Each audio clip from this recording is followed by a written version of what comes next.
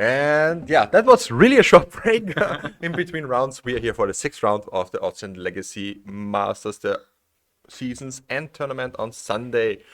Yeah, we have a really nice tournament. It's the last round of Swiss today, then it's followed up by top 8. We are seeing now again Felix Fenzan on Esper Pokepile versus our local guy Markus Schmidhuber on, I think it's Blue Black Scam. It's Blue Black Scam. Marco Schmidhuber, up until this point, undefeated in the tournament. He's 3-0 with 2 draws. 3-0-2 now. Okay, wow. Yeah, we have 2 tables that were able to draw into the top 8, which is table 1 and table 2. And from table 3 downwards, they are playing. So our backup matches again, Johannes Gutbrot versus Jens Platz, they're both German guys. So we will see how fast this match be, or else we can see the other 2 as well. Yeah, the deck lists can always be seen right there in the corner of the, or alongside the stream, in the Stream Decker application. Just click on it, it pops up, and then you can scroll through the deck lists. It's easy as hell. So I think we already can change up to our players, and then we talk a little bit about the matchup. Yeah, on the right side we have Esper Pokepile, which is basically the deck that you have seen before. On the left side we have a pretty known deck currently in the meta in the form of Blue Black Scam. Markus Schmidhuber is playing this one. He went into the semifinals yesterday, where he lost against our eventual winner Johannes Gutbrot. On the right side we have Felix Fenzan, which also went top 8 yesterday. I think he lost in the quarterfinals. No, he lost in the semifinals. In the semifinals, as well. He won in the quarterfinals against Maverick. Yeah, but for the chat, it's not so much scam actually for today. I think there are only 4 scam, for really normal scam lists in 38 players, so that's not really strong. It's actually 5 Blue Black Scam decks for the whole tournament out Yeah. of 38 players. 5, okay, 5. Missed this one, yeah. So yeah, not really much scamming going on. I mean, we had the Blue Black mid-range deck of Johannes Schernberg actually, who is also, I think, now not live for the top 8 because he lost the last round against Marco Schmidhuber. Okay, yeah. Who also played the scam package. So 6 grief decks basically. It's an okay-ish comparison actually. If you relate it to the MTGO meta, we are not nearly at 30% or something. And we see the difference since yesterday, because yesterday it was a little bit of a higher stakes tournament, I would say. There we see the hand, the keeping hand of Markus Schmidhuber. A lot of lands. A lot of lands, 2 wastelands, which are at some points good against Esper Pokepile.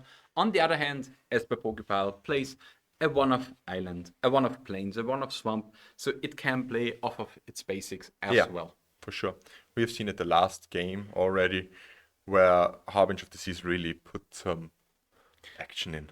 Yeah, unfortunately for Felix, they were a little bit too far into time, because with the second Harbinger of the Sea off the board, he would have guaranteed his win, because there's only 1 out for 1 Harbinger of the Sea in the form of a dismember in the board of Johannes Gutbrot. But yeah, you have to play faster to get the win. Yeah, I think 4-color control is always just a slow deck, and especially, I mean, we've seen it with 2 Uros and 1 Murktide region and 4. I mean, yeah, 4 frogs are great, but it's insanely threat light. So yeah.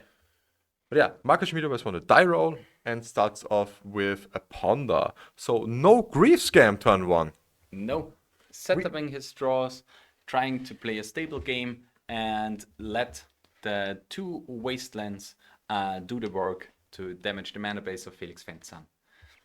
But what is Pokepile? Pokepile is made by one pretty famous streamer. It's from Pokemoki, and it was at first, I think, a banned version, or was it bug at first? It was rug at first. It was rug. the the Arcanist Uro deck back in the days where this was possible. Then it was a bug deck. Then it's an Esper deck.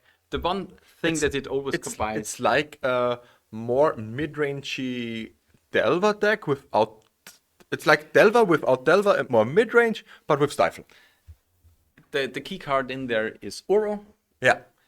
It's basically an Uro Stifle deck that tries to go with a mid-range card advantage engine. Back in the days it was Arcanist, I think then it was Library, and now it's Frog. Psychic Frog, yeah. And maybe it even played the Scam package. But I'm not sure about this. We have, I think, Pokemoki in the chat right now. Maybe he can enlighten us a little bit more. Yeah, it would be great. But yeah, here we see some wastelanding going on. We are Wasteland left to the right. And Troll. Troll cycling is such an insane power move. And I think we have here Marcus playing off of 2 basics in the near future? Yeah. Or was that the troll just discarded? No. He searched the swamp. Okay. Yeah. It's already at his In his hand, yeah. in his hand. So he tapped the tap blow for swamp for cycling the troll. Yeah. And here we have also Felix Fenzan again on a basic. So both players seem like to get yeah. So thank you very much, Pokemoki, for the explanation. Like we said, mid-range deck with Stifle, usually with Uro. And no, there weren't any griefs in there. No. So Tamio is a new deck that is really, really great. It's a 1-drop card advantage engine.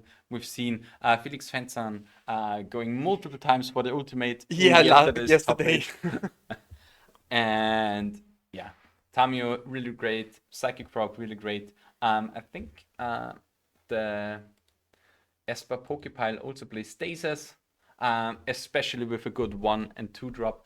This seems like a perfect fit, as we also have in 4-color control. But here we go with Markus Schmidhuber. Simply going for a Traxer here. Yeah.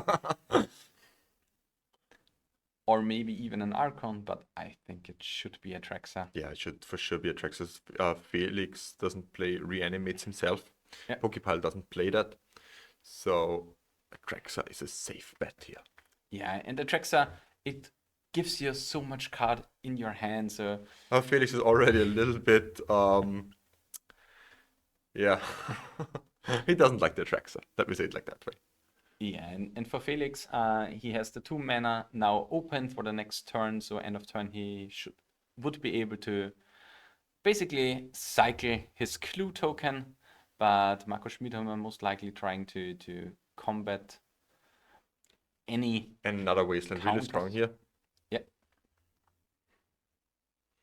Because Felix has to either fetch on the plains or on a duel, because there's only 1 island in it. Yeah. Okay, and we go animate that. Ooh, the Stifle is pretty good. Yeah. Stifle. But we have a force. Yeah.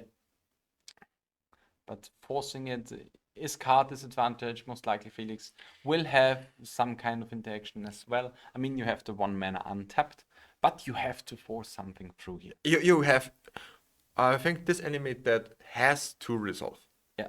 I mean, it resolves, but the trigger has to resolve. I think you have to force this. Yeah. For sure. But Force Pitch Force is, whoo. Yeah, you kind of want to have the second Bora force. still. And Really? I would have. Okay, he has Wasteland, Brazen Boar. Then it makes sense, for sure. I thought it was 2 blue cards in his hand, and therefore forcing again would have been way better. Yeah. And I think here we See a Stifle. see a Stifle again. Second Stifle here. Or maybe. Yeah, the second Stifle. Yeah. It's okay.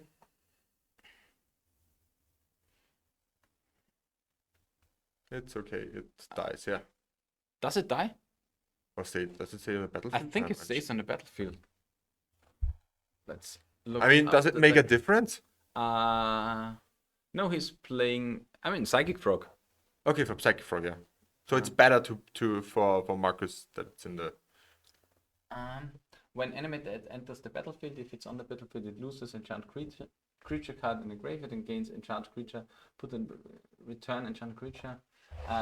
When enemy dead leaves the battlefield, the creature's controller sacrifice it. It stays in play. I mean, it's an aura, and if an aura has no target, it should be in the graveyard. Enemy dead is just a weird card. Yeah, it's totally strange. We trying to get the judge involved. Maybe it stays on the battlefield. And here we have the 2 wastelands to really shut off the mana of Felix Fenzan.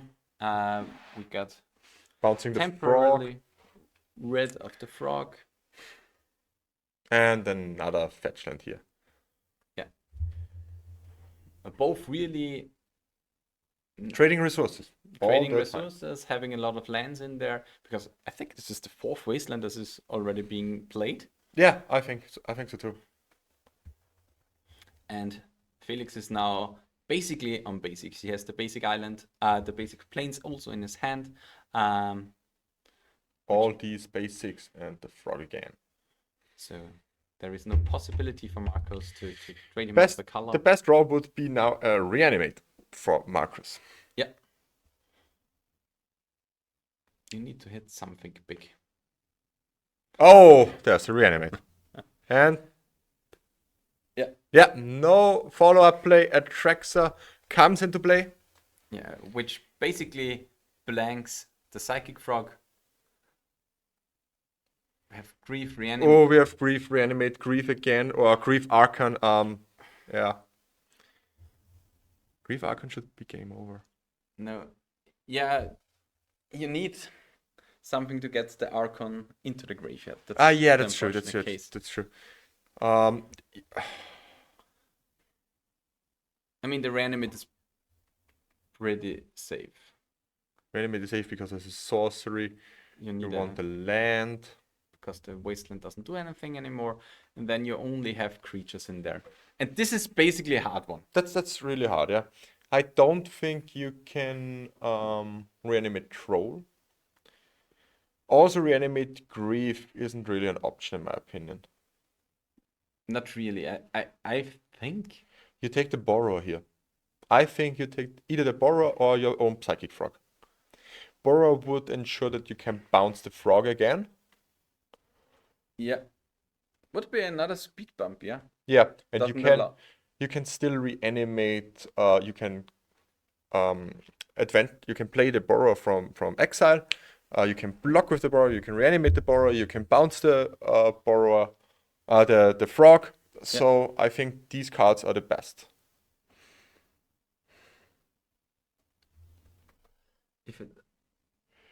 If its target leaves the battlefield before the trigger resolves, animate that state. Yeah, if the target leaves the battlefield. But it never got there, so it's... Yeah, it's so strange. So it should be on the battlefield. Okay. Let's hope that it doesn't come up. And yeah. It's just a weird interaction because, like, on the card itself, it says Enchantment Aura.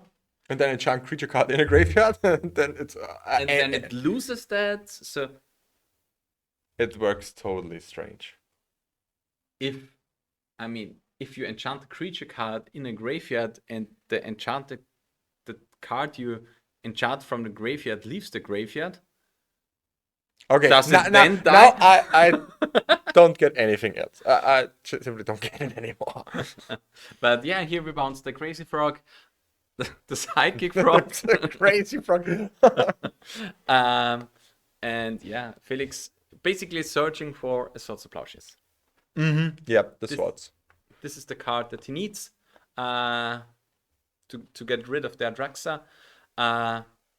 Tamio flips after the next draw. The next draw. And it will probably flip because if it doesn't find the swords, then he will just crack a clue and flip Tamio.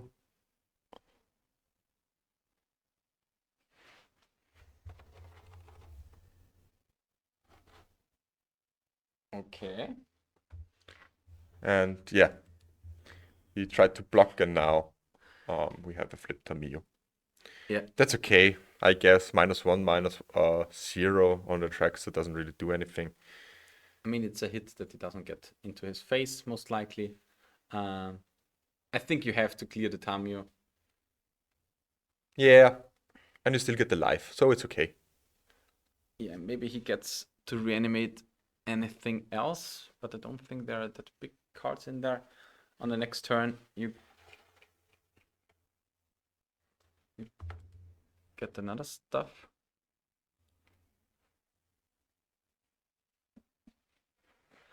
Yeah, it's. What would you do? Would you reanimate something big like a troll?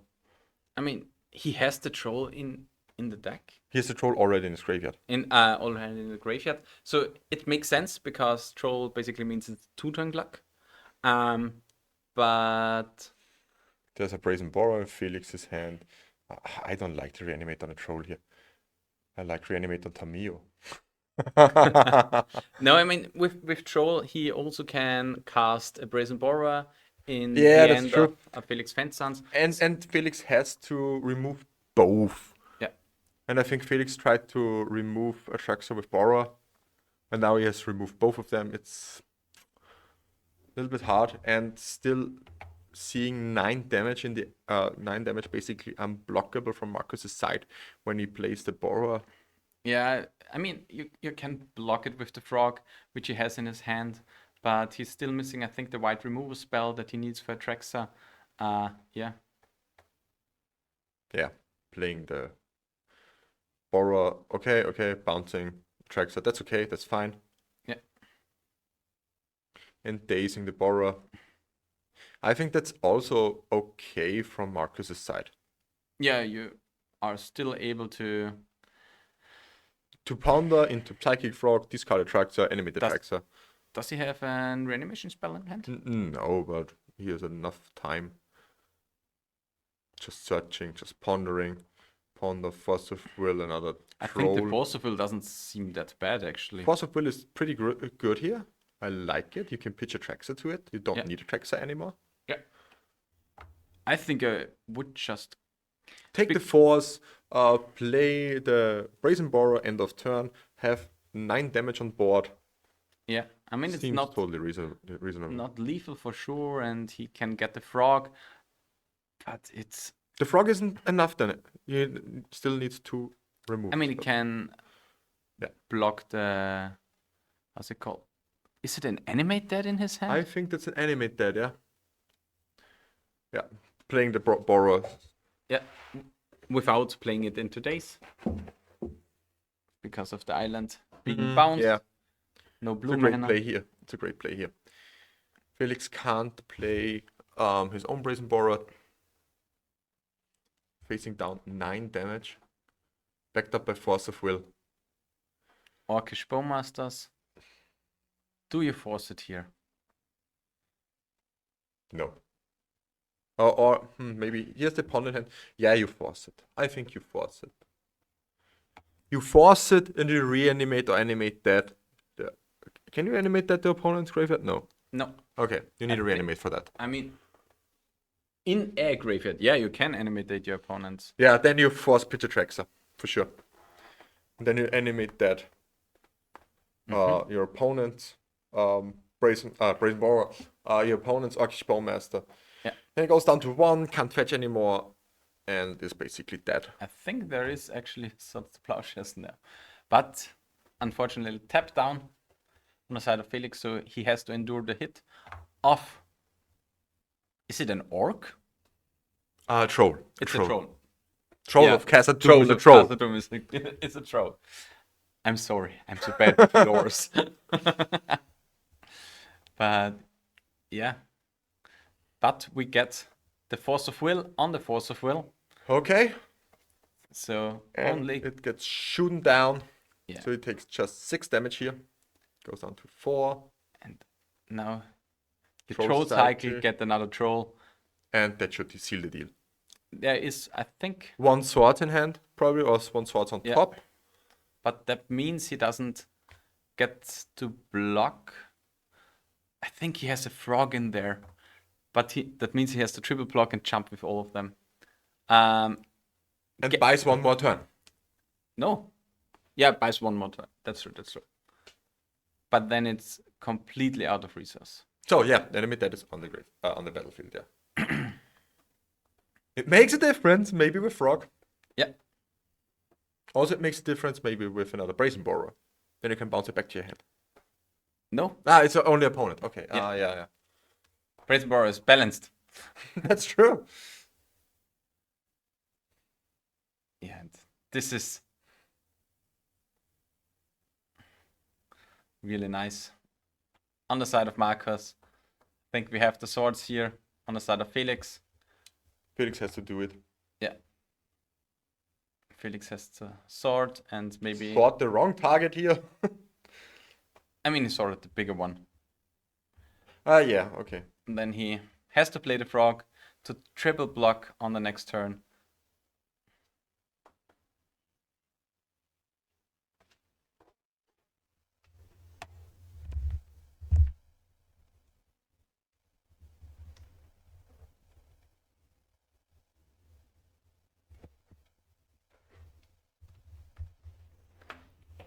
So, yeah, attacking with the troll, triple blocking.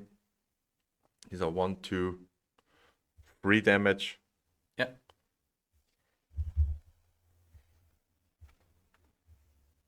This just getting information about some cards. Maybe the judge is getting involved. No, but it's 3 creatures and I don't know what happened now because it's still a 5/6. Everything dies. He doesn't have cards in hand to block, and another animate that here. yeah. Does he? He does not have another, but he can target. If he would have been able to target the psychic frog. Or to target the Bowmasters. Bowmasters. Bowmasters should be the call here. Okay. It's also okay, but Bowmaster is simply better. Yeah, because it would turn off such things. Yeah, no pawn anymore.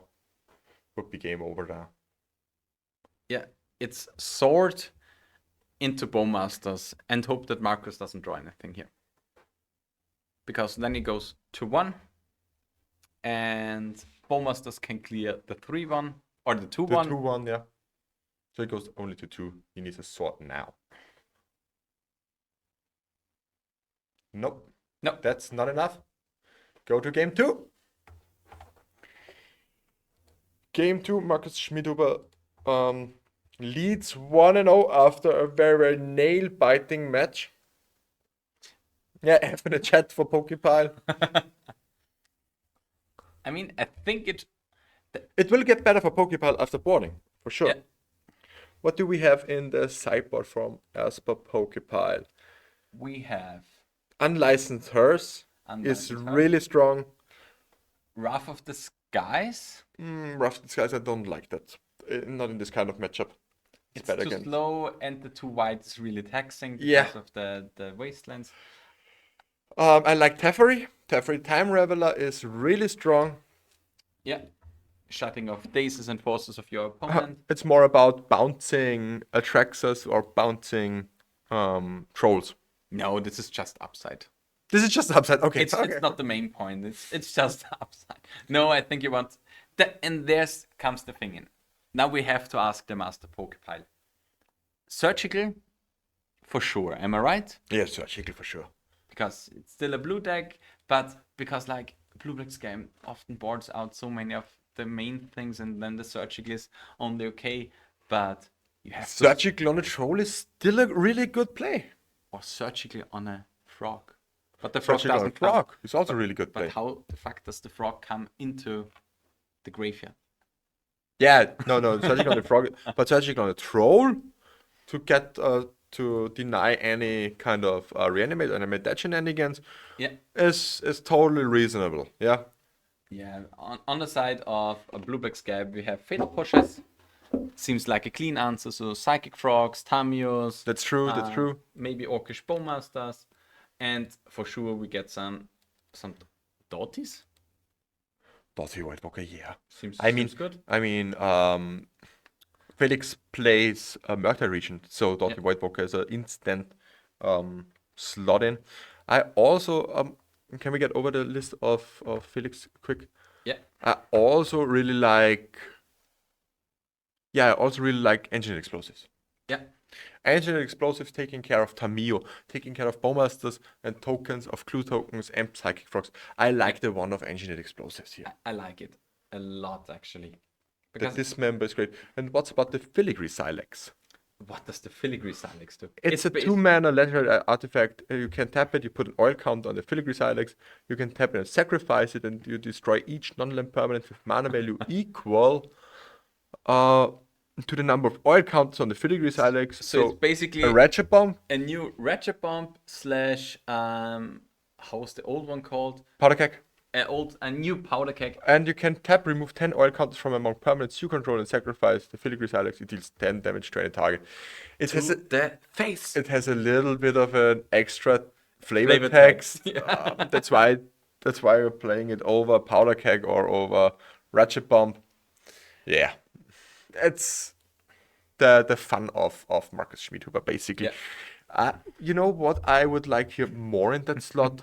Probably Palantir. Palantir. Is it the card advantage engine? The card advantage engine, yeah. I like Palantir of Orthanc or something. How's it called? It's also a really, really great card. Yeah, it was played at the start of Blue Black Scam when it wasn't leaning that much into the tempo archetype, where it was like these lower decks. There was like Blue Black Shadow like a year ago and Blue Black Scam that just came out and they're trying and doing some stuff. And yeah, now it is Blue Black Scam. Looks totally different to what it used to like a year or like 15 months ago. Now with the frog, it's much more linear, much more of an aggressive route. And yeah, we see this most likely in game 2 as well. Maybe with a less reliance on the graveyard with Dirty Voidwalkers, Orcish Bowmasters now. On the side of Felix Fenton, we're playing like now a similar pile without the reanimation package, but with more quality removal on the side of Felix. Yeah, that's true. But I don't think that we will see the Harbinger of the Seas coming in from Marco Schmidhuber because he saw like 3 basics, all colors on the side of Felix. Both players won't play the Harbinger here. But we have a very strong turn 1 Tamio again from Felix. The grind action of Tamio is insane. Yeah. And now we see Grief picking the days. No, we see a Wasteland. I mean, at least it's not the Delver that hits you for 3. Am I right? Yeah. But I think we have additionally 2 lands in the hand of Felix. I mean, you have to try this. Sometimes the Wasteland plan simply works. The turn 1 Wasteland. Yeah. It worked against Delver, it works now also. And yeah, but what does Marcus do now? I think it's just a simple pass. Am I right? He has a Ponder up, but he opts to not use it this turn. Or maybe he says, wait a minute. Can he Stifle? No. He doesn't play Stifle. No. You don't have the place for the space for Stifle in But Blue I Black think he Scam. wants to Fatal Push the Tamio now. That's a nice spot here. Yeah, because no land on the field. No days possible. That's okay. Yeah. I mean, and it's totally fair for Marcus' side if Felix uses a Force of Will to protect it. It's totally Felix, fine. yeah. Yeah, it's like it would be a trade I think Marcus would really, really enjoy because it opens up much more the bigger parts of his stack. Yeah, that's true. To see a Force of Will flying out of the window that fast. But yeah, here we are now with emptier board. Slight advantage, I would say, for Felix Fenton. A little bit of a big advantage now for Felix Fenton, but we come into Force of Will on the side of Marco Schmidhuber. Because I think you have to do this. Yeah, it's if you don't have another Fatal Push or Engineered Explosives running around, even Engineered Explosives is like it's problematic because you give your opponent the option to get at least one draw. And I think we are happy about the Wasteland. Yeah, I think so too. The Wasteland here is insanely strong, especially because there's a second land on top. So you can Wasteland safely now, and next turn you draw your land. It's more the question, what do you Wasteland? Yeah, the question is, do you shut off the white or do you shut off the black? It was answered with white because of two reasons. I think on the one hand, Ouch.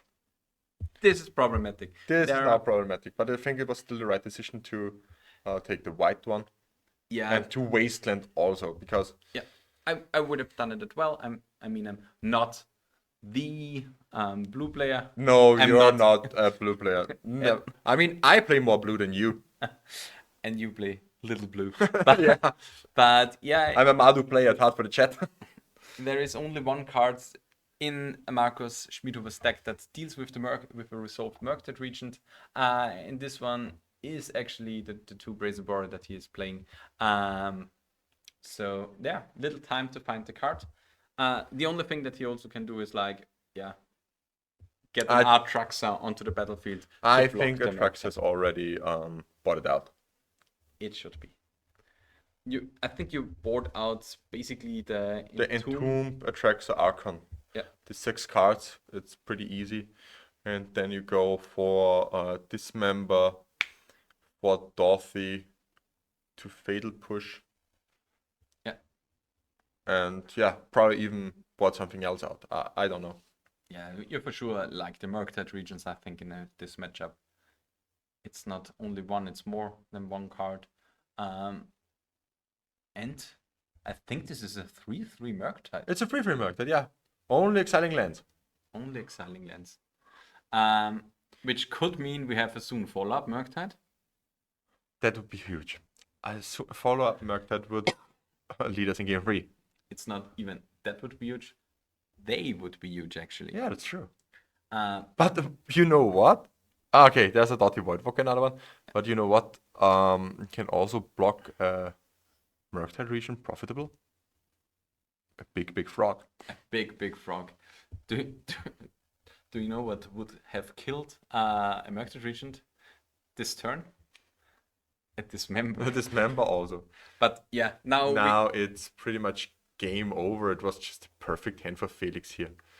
yeah, Really strong. And I also have the impression that this matchup is really more or less defined by rolling the dice. yeah. So we see like a more aggressive draw, most likely on the side of Marco Schmidhuber for the next time, for the next game. But it's like, do you want to have like the form of Daughties, Yeah, or do you Marcus want scoops it up. to lean into the graveyard strategy a little bit more? Because like you expect your opponent to not overboard into surgical and stuff like that. Yeah, for sure. Because like if you resolve such a thing as an Atrax and Archon, it's so much value for you, even though it was only a draw 3. Yeah. And it eat Swords to Plowshare. But yeah, it's pretty interesting how everything will flare up. We don't have, I think, any confirmation of another players coming into the top 8. We get some. Yeah, it would be a little bit interesting who is still in competition for top 8. Okay. So any updates On the other on the other players? Yeah, the thing is, I don't know much about Blue-Black Scam, but would Blue-Black Scam board back into some kind of Entomb reanimate shell now, or does it? That's the thing, and I think there is a style that comes in that is called the full 15. Do you know what the full 15 is? Yeah, you put all of your sideboard into it and put 15 cards out. Yeah, exactly. Because if you search like your sideboard for 7-8 cards and put it into your deck and put it aside and then put 8 cards from the deck away and you count them out and you put the new 8 cards in, Felix finds a news that you don't use the graveyard that hard anymore. So you don't really want to have the surgicals. Yeah. But if you do the full 15, every single game, nobody will know what you do or how many cards you exactly boarded. And this is something that is, especially with a duality tech or with a kind of transformational sideboard, as Blueback Scams plays it, really useful. Yeah, it's totally useful, and I think it has applications for every deck actually, and not just for transformational sideboards. Every deck profits from the style of the full 15, because, well, like you said, if you pull everything in, your opponent doesn't have any idea what are you bringing in. It's like when I play Dredge, or when I play some kind of graveyard-based deck, and I see my opponent boarding 4 cards in.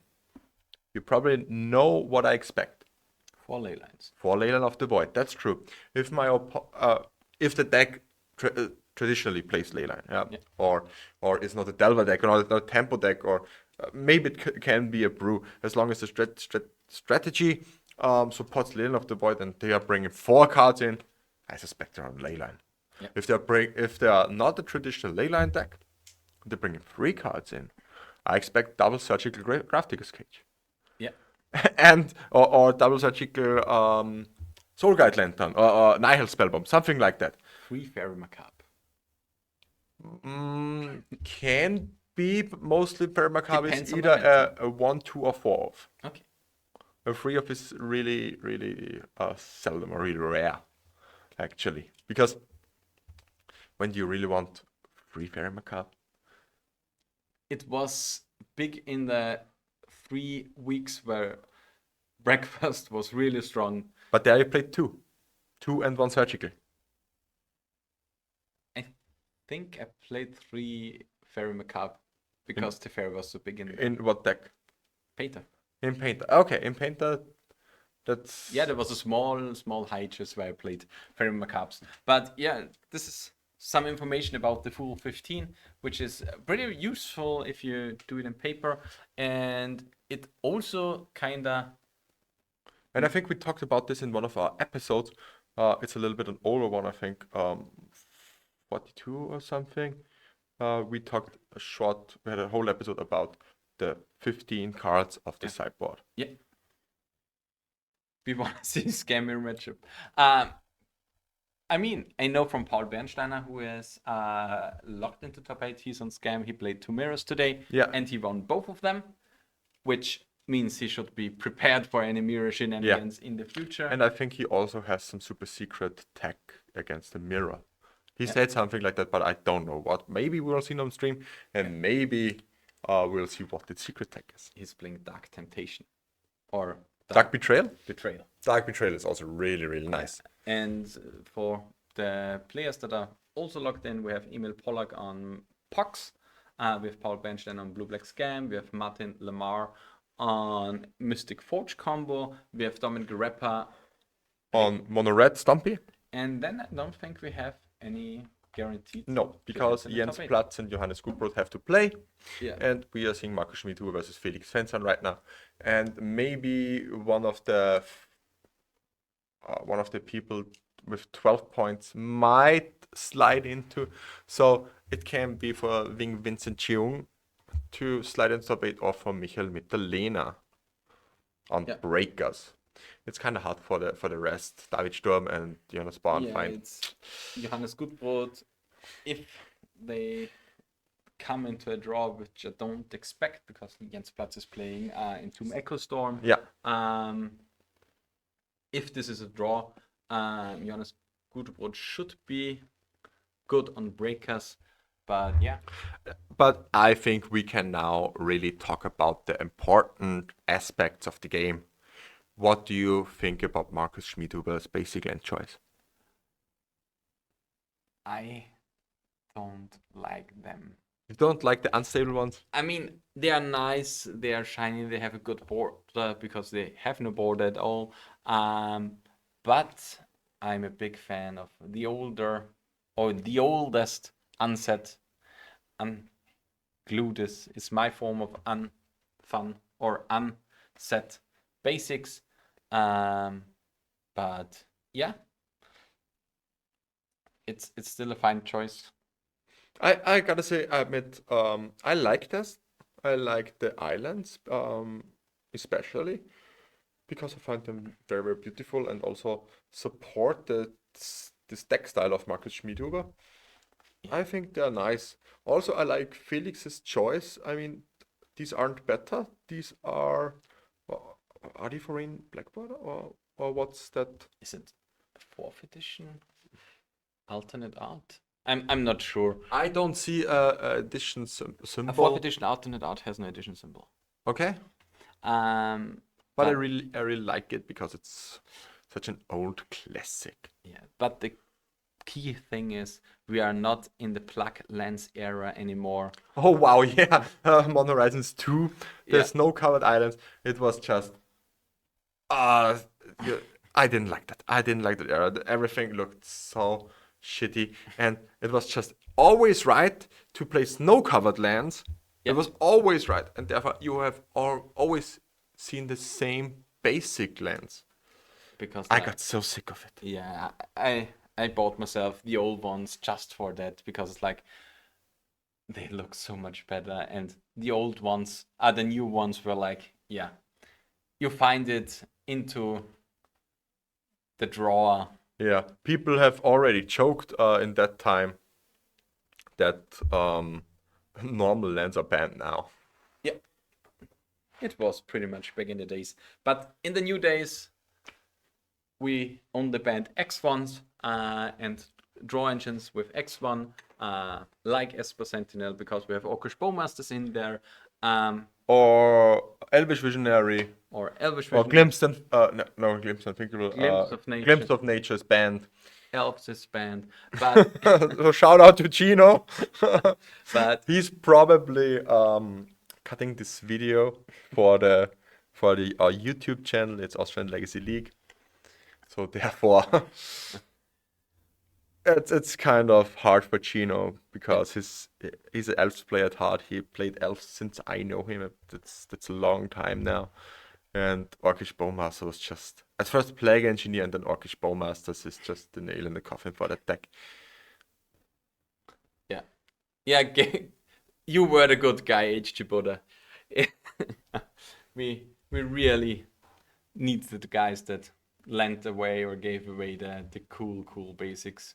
They were quite expensive.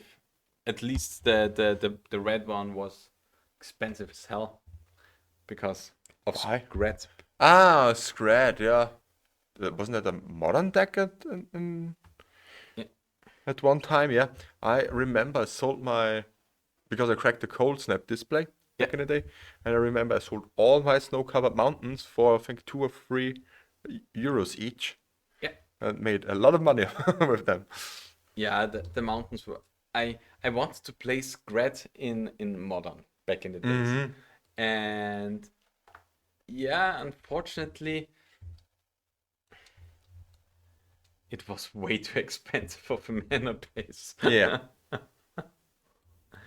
And now Felix is really in a leading position here. Orcish Bowmasters followed up by Psychic Frog. All 3 basic lands in play. No more mana problems. Yeah, nowadays those cards cost like 1 to 2 euros. Fatal Push on Psychic Frog. That's a good choice here.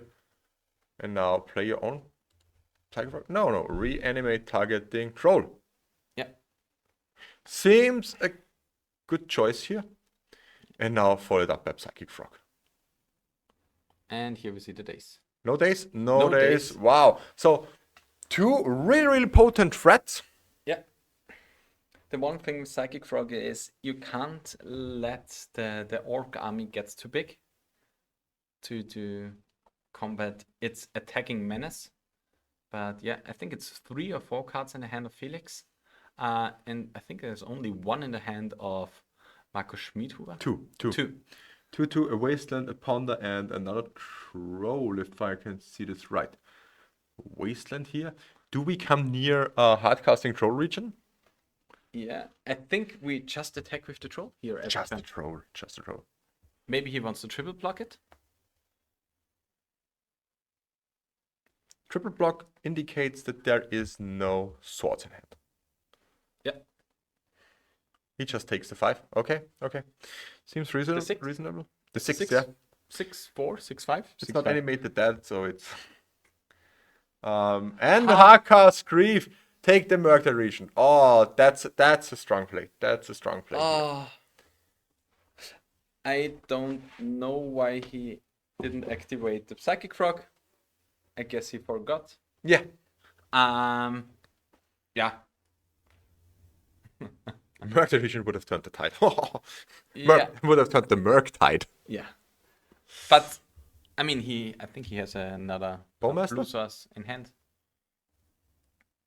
Okay. Prismatic ending on Psychic Frog. Yeah, seems all right. That's pretty good.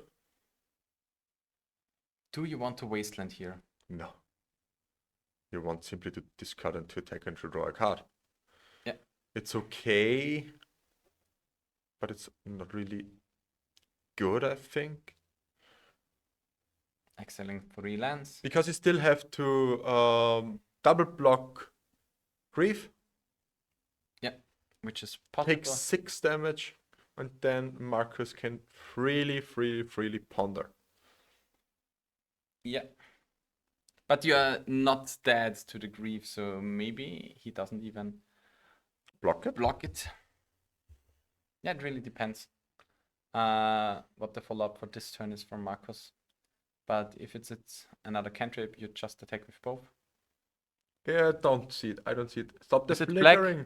It's black, but I don't know what it is. It doesn't seem like a troll. Is it another grief? Or is it Bowmasters? It's Hit the another Bowmaster. Bowmaster. Oh, That's so good. That's so great. It frees up the ponder in hand. Frees up the pond in hand. It punishes Psychic Frog. It Grief can attack freely. Yeah. These are 9 damage now. I'm pondering here. Maybe finding a reanimate. That's pretty strong. Reanimate on your opponent's Bowmaster will seal the deal here. Does it? Probably, yeah. You attack for 9. 8. You attack for 9. You attack for 9. But he killed the Bowmasters. Yeah, for sure. He killed the Bowmaster, yeah. But reanimating it, you go down to 8. Yeah, reanimate seems okay. Reanimate seems. You can also reanimate your opponent's frog. I think reanimating the Bowmaster seems. Seems way better. Because he can't attack with frogs, or else he would get shot to death. Yeah. So, reanimate the Bowmaster. Yeah. Gets him down to 10. He attacks for 9. No, he just exiles the 3 cards. Oh, that's okay. That's also fine. Yeah, gets him down to 3. I think there is a swords or something like that in the hand of Felix. I think I've seen some white. It's not a sword alone is not enough because the Bowmaster. Yeah. Because the Bowmaster has to go. Because if Felix attacks with the frog, he has to draw a card, triggering the Bowmaster, shooting again. I think we could have a blue-black mirror next game, but we have a lot of we have actually. I think it's the first blue-black mirror today, out of 6 rounds that we are streaming. So that seems pretty all right. Another Bowmaster here, which is crucial because it allows. It frees up the frog. No, he's still dead. Because he can't block Grief and the Troll. Maybe he tries to find the swords now. Yeah, he has to. A Brainstorm. Okay, Brainstorm. He needs a sword. He needs the sword now. Yeah.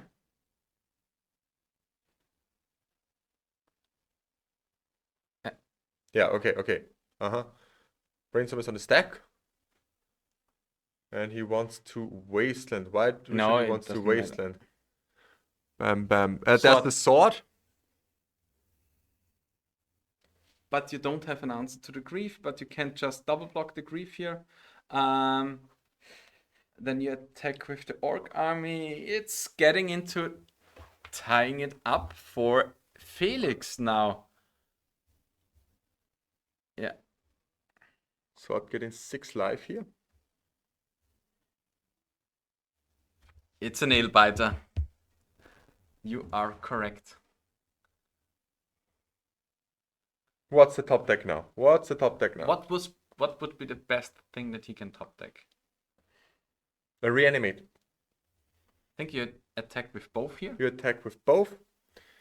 A Bowmasters would win the game. Bowmasters would win the game. That's why a reanimate would be pretty insane here. A reanimate on the grief would also be great. Brainstorm. Atraxa, grief. You can hardcast it. Can hardcast grief. Yeah, discarding Murked in response to grief is really important. I think you take the grief here. Is it a Voidwalker? Grief and Voidwalker. Yeah. Grief and Voidwalker. It's now deciding if you want to play into Days or into Prismatic Ending or Swords. I think you take the grief. You take the grief. For sure you take the grief. Is it the grief or is it the Voidwalker?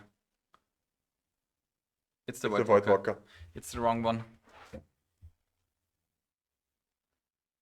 But he has put the grief on top, which is okay, I guess. Yeah. But Felix will now draw 3 cards to get to answer. He has the Prismatic Ending here. Yeah, the wrong choice here made. Yeah. You get in for 3 or 4. Mites. It's so close. Oh. It's the win, and then we get into turns. We get in here now for the grief. Meticulous Archive, milling something away. Now griefing. Hardcast grief. Attack for 1. Hardcast grief.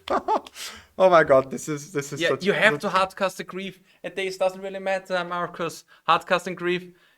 Getting the frog discarded now, bigging the frog.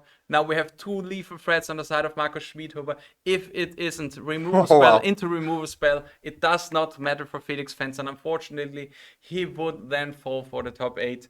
But yeah, what is the draw from Felix Fencer? He needs some cards. He needs to. He gives it flying. At first, let's slow this down. Slow this down. Okay. This card, another card, it's now F5. He attacks for 5. It's okay. He takes 5. Marcus goes on. Draws a card. And it's Fling. And Felix Fencer unfortunately didn't draw Fling and loses the game to Marcus Schmiedhuber. I mean, Fling is rare. I mean, it would be more reasonable to just say, how's the black sorcery called? That got played in depth to fling the Marred Large. I don't know. It's for 2 mana sorcery, sacrifice a creature, and the opponent drains life. Yeah. Okay. Yeah, Bowmaster would have won. That's true. Bowmaster would have won. Yeah. So, really extremely close match here, and insanely good magic from both players. They are really, really great players, both of them. In the end, it was just a nail biter, like you said. And yeah, although there were some minor choice differences that would have maybe been better for both players. Yeah. This was really high stakes magic and really great gameplay from both of them. Yeah, it was greatly executed. The plays from both players. We had differences in gameplay when you think about basically the one where we had a lot of wastelands, mana denial, we had dazes, forces, and then we had those where we were like way more threat dense. You had the removal spells, the prismatic endings, running around. Like, I have this, and I have this, and I have a threat, and handle that. Ah, it was insane. Awesome. Yeah. I mean, if every blue-black mirror looks like that, I'm here for it. This was just great. But you don't have here the Pyroblast, the Delvers, the Welders. The Welders, I mean, come on now. Peter. Speaking of Pyroblast should have been an all-time high. Yeah. I mean, it's an all-time low right now. I mean, it's getting to an all-time high in the near future. Because Psychic Frog, Tameo, there are so many threats. Murktide Regent is on the rise again. Yeah. I mean, there are so many threats that just get pew pew pew pyroblasted. So expect Painter to be better after Grief Ban. Exactly. So we get into the top 8. I'm insanely interested what will be the top 8. And thank you for the guys from Hanover. Shout out to you that you come all the way down to Linz, and also to the guys from Frankfurt to also be here. We have maybe one of you in the top 8. We'll see you soon after a short break. See ya.